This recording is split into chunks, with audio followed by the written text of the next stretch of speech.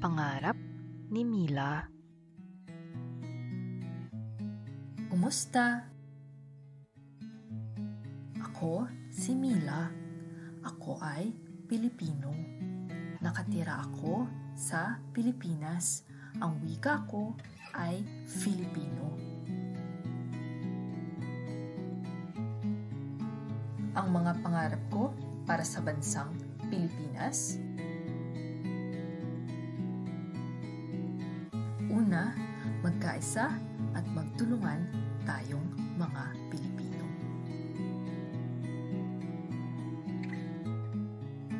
Pangalawa, tumibay ang pagkakaisa sa tulong ng wikang Filipino at ating kultura. Pangatlo, ingatan at palaguin ang kalikasan.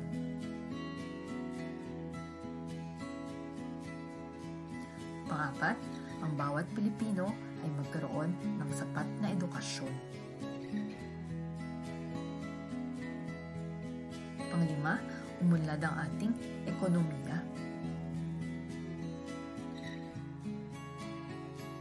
Pang-anim, bawat Pilipino ay magkaroon ng maayos na tahanan at kalusugan.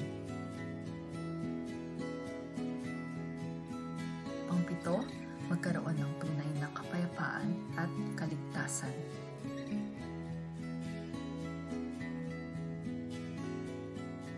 Ikaw, ano ang mga pangarap mo?